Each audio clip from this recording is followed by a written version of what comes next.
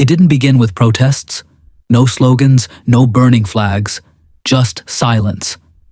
But in that silence, something powerful happened. Millions of Canadians started making quiet decisions. They didn't scream. They didn't march. They simply stopped buying. McDonald's foot traffic began collapsing. Amazon warehouses shut their doors. Tesla meetups vanished into thin air. All of it happened without a headline, just a national withdrawal from the American brand. In 2025, this silence has become deafening. What began as a soft refusal has evolved into a full-scale rebellion, not of rage, but of principle. Canadians, once the most reliable and loyal consumers of American goods, have begun to walk away, not out of hate, but out of disappointment. This isn't a boycott. It's something deeper. A referendum on trust. A values reset. A quiet revolution that Washington and Wall Street are still pretending doesn't exist. So the question is, if even Canada, America's best friend, is walking away from the American brand, who's next? It started with tariffs, another signature move by Donald Trump wrapped in the usual bravado of America first. But what he didn't anticipate was that his economic posturing would strike a nerve across the northern border. These tariffs weren't just about steel and dairy. They were about dignity, trust, reciprocity. For decades, Canada stood shoulder to shoulder with the US through wars, deals, and disasters. But in 2025, something shifted. According to Field Agent Canada, nearly 60% of Canadians now actively avoid US products. Think about that. This isn't about trade deficits anymore. It's about emotional detachment. Canadians are not just boycotting, they're disengaging. They didn't put up signs, they didn't chant slogans, they simply stopped buying American ketchup, canceled Prime memberships, chose local wines over Jack Daniels, and quietly deleted Netflix. It was subtle, but it was widespread, and it was deadly effective. Trump thought he was launching an economic campaign. What he ignited was a national awakening in Canada, one shopping cart at a time. One by one, American giants began to crumble, not through lawsuits or protests, but through disinterest. McDonald's, once a symbol of American comfort, saw foot traffic dry up. Jack Daniels vanished from shelves in Ontario. Oreo cookies, a nostalgic staple, were replaced by local brands almost overnight. Even Tesla, the crown jewel of American innovation, couldn't escape the fallout. Cancelled Cybertruck pre-orders, disbanded fan clubs. Ontario and Quebec communities quietly sold their cars and moved on. Why not because these products failed in quality, but because they failed in values? Canadian consumers didn't want to be associated with the American image anymore. The symbols of American dominance were now reminders of arrogance, exploitation, and broken promises. Netflix's crackdown on password sharing. It wasn't seen as strategy, it was seen as betrayal. Nike's labor scandals. Deal breakers for a younger generation already drifting toward ethical fashion. These weren't isolated PR missteps. They were part of a larger collapse, a brand apocalypse driven not by outrage, but by quiet rejection. And behind every cancelled order, every empty shelf was a simple message: we're done. This wasn't just a consumer shift. It was economic shock therapy. Over 14,000 American jobs disappeared, no headlines, no drama. Just layoffs, reduced shifts, and shuttered warehouses. Missouri's packaging plants cut hours. Wisconsin dairy farms saw contracts vanish. Even high-tech industries like Tesla's Nevada suppliers faced rising uncertainty. The collapse didn't stop at factories. Border tourism plummeted. Cross-border travel dropped 25% in May 2025 alone. Hotels in New York, Florida, and California, once bustling with Canadian tourists, turned into ghost towns. Theme parks slashed hours. Airlines cut routes. It wasn't a pandemic, it was a political backlash. And then came Alberta's travel advisory, not for safety or health reasons, but as a political message. Reconsider traveling to Florida due to trade tensions. That sentence, cloaked in diplomacy, spoke volumes. Canada wasn't just walking away from trade deals. It was withdrawing from the American experience itself. Even cultural norms changed. Costco, Walmart, icons of U.S. consumerism were now under fire. Public campaigns urged Canadians to buy local with pride. And they listened. Memberships were cancelled. Local alternatives surged. What we're witnessing isn't a protest. It's a values reset. The American consumer myth that U.S. products meant quality, freedom, and familiarity is cracking. For decades, American brands were seen as global defaults. Now they're seen as outdated, untrustworthy, even threatening. And here's the danger. Anger can be debated. Outrage can be addressed. But detachment just walks away. It doesn't argue. It doesn't negotiate. It just vanishes. If Oreo can fall, if Tesla can be traded in, if Netflix can be deleted in a single swipe, what brand is truly safe? What happens when not just Canada, but Europe, Asia? Even Americans themselves begin to question the moral foundation of what they consume. This isn't a glitch in the system. It is the system collapsing, slowly, silently, decisively. So now the question remains, is this the beginning of a global consumer rebellion, or is it already too late? Comment below, are we watching an empire fade in real time, or just a warning shot before something even bigger breaks?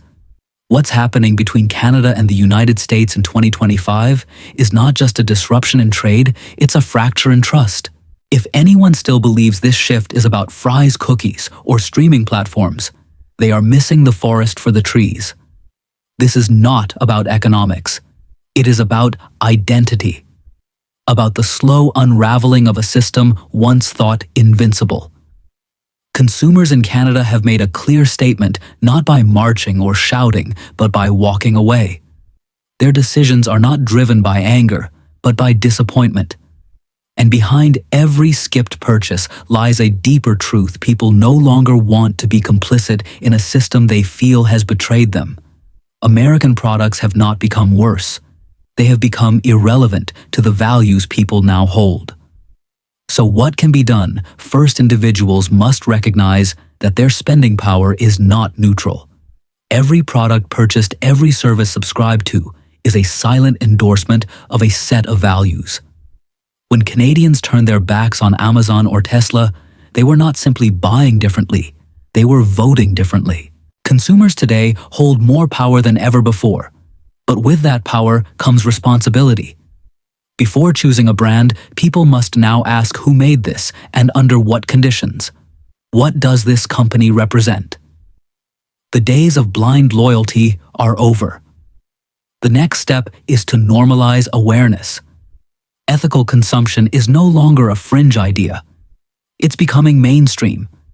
People must begin sharing their choices not to boast, but to build community. When someone cancels a Prime subscription or switches from Oreo to a local alternative, that choice should be part of a broader conversation. Because change doesn't happen in isolation. It happens through collective awareness and quiet, consistent action. For American businesses, the path forward is even more challenging. The collapse of trust is not a marketing problem, it is a structural one.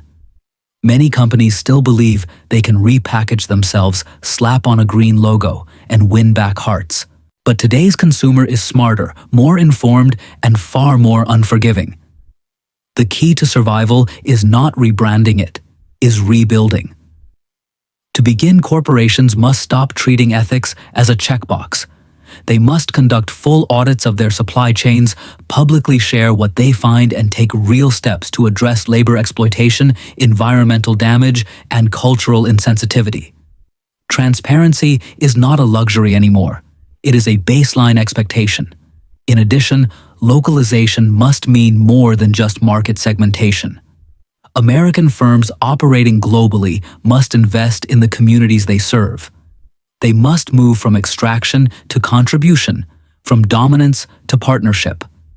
At the policy level, the U.S. government must accept that the age of economic imperialism is over. The world no longer bends to American slogans. Tariffs, once seen as tools of strength, have become symbols of short-sightedness. Canada's silent withdrawal is proof that soft power matters. Trust matters. Respect matters. If America wants to reclaim its position, it must do so not with walls, but with bridges. This means rethinking trade as a tool of collaboration, not coercion. It means engaging allies in long-term strategies rather than threatening them with short-term gains. It means understanding that diplomacy is not weakness, it is wisdom.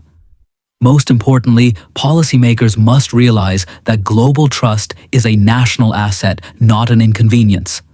The road ahead will not be easy. Rebuilding trust takes time, humility, and consistency. But it starts with honesty. America must be willing to look inward and ask, why did our closest ally stop believing in us? Why did the brands that defined our global image become symbols of distrust? There is no campaign that can fix this. No viral slogan. No flashy commercial. Trust is earned through action, not advertising. And once it's gone, it doesn't warn you. It doesn't argue. It simply leaves. That's the real crisis. But crises create opportunity. If businesses and governments take this moment seriously, they can pivot toward transparency, inclusion, and ethical leadership. They can stop pretending and start transforming. Because the next generation of consumers isn't just looking for cheaper, faster, shinier. They're looking for meaning. They want to feel proud of what they buy. They want their spending to align with their identity.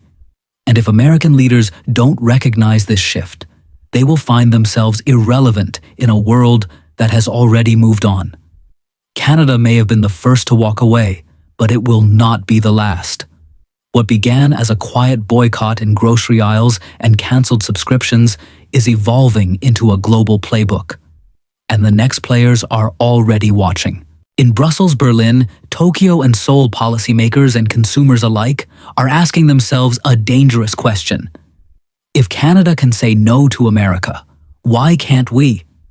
The European Union has long had a complex relationship with the United States, one built on cooperation, rivalry, and a growing sense of cultural divergence. Over the past decade, as U.S. policies became more erratic, European trust in American leadership has steadily declined. The events of 2025 only accelerated this trajectory. When Canadian consumers rejected Amazon, Tesla, and Netflix, European media didn't mock the move. They analyzed it. They sympathized. And more importantly, they began testing similar sentiments in their own markets. In France, consumer coalitions have begun highlighting the environmental and ethical footprints of American tech companies. In Germany, workers' unions are lobbying for the restriction of U.S. logistics firms that they argue exploit loopholes in local labor laws. In the Netherlands and Belgium, local streaming platforms are rapidly gaining subscribers, capitalizing on cultural pride and data privacy concerns. The pattern is clear. What happened in Canada is no longer an anomaly. It's a precedent. Meanwhile, in Japan and South Korea, nations deeply intertwined with American economic and cultural exports, cracks are beginning to form. While loyalty to certain U.S. brands remains strong, the underlying trust is thinning. The 2025 trade turmoil sparked debates in Tokyo's corporate boardrooms about the risks of over-reliance on U.S. markets. South Korean tech leaders, burned by volatile regulatory threats from Washington, have quietly begun diversifying supply chains and investing more heavily in Southeast Asia and Europe. The lesson these countries are learning is simple: dependence on the United States is no longer strategic, it is a vulnerability. If these trends continue, the American brand may face a second wave of detachment, one far more dangerous than the first. Because unlike Canada, these regions represent vast, diverse, and increasingly independent markets. Europe doesn't need American products to survive. Japan doesn't need American tech to thrive. And if these nations begin to pivot collectively, the ripple effects could collapse the very assumption that American culture, technology, and commerce are globally dominant. The consequences would be seismic. Imagine European supermarkets replacing Coca-Cola with local alternatives, not as a novelty, but as a standard. Envision Japanese automakers openly promoting non-American supply chains as a selling point. Picture Netflix losing entire language markets in favor of domestic platforms that better respect cultural nuance and privacy. These aren't far-fetched scenarios. The groundwork is already being laid. And here lies the existential threat. This movement isn't driven by nationalism or protectionism. It is powered by values. It is a reaction to decades of arrogance, double standards, and disregard. American businesses assumed global loyalty was permanent. They believed convenience would always win. But loyalty built on habit is fragile. Once shaken, it rarely returns. The world is moving toward multipolar trust. Consumers no longer rely on one dominant voice. They compare, they question, they choose. And increasingly, they are choosing alternatives to American dominance not with bitterness, but with clarity. In this emerging order, the United States no longer sits at the center. It becomes one of many. And for a country that built its global identity on being the indispensable nation, that shift is more than economic, it is philosophical. If France, Japan, or Germany follow Canada's path, they won't just be rejecting American products. They will be rejecting American exceptionalism itself. So what happens next? Without decisive reform, American industries could face cascading declines. Hollywood, already under pressure, might find its international box office dwindling as countries invest in local entertainment ecosystems.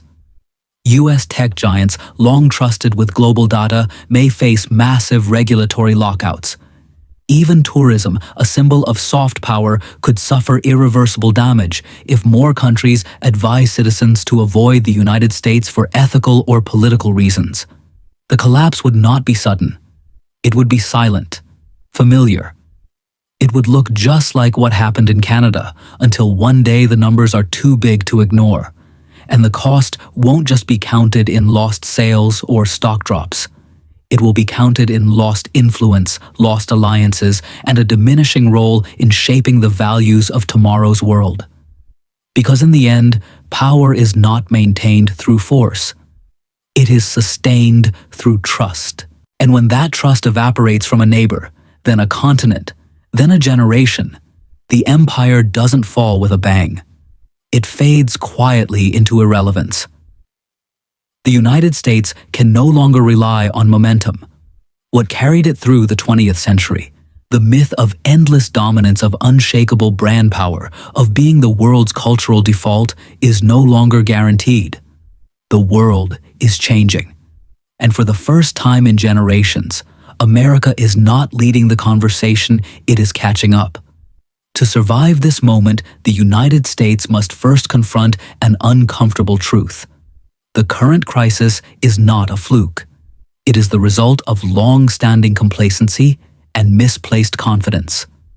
The erosion of trust was not caused by a single policy or leader, but by a pattern of behavior, a system that prioritized short-term profit over long-term partnership, arrogance over empathy, and control over collaboration. The first step toward renewal must be humility. For too long, American leadership has operated under the illusion that it always knows best, that the world will adapt to its vision, its rules, and its pace. But the silent rejection from Canada and the growing doubts in Europe and Asia signal a new reality. The world is no longer looking for a teacher. It is looking for a partner.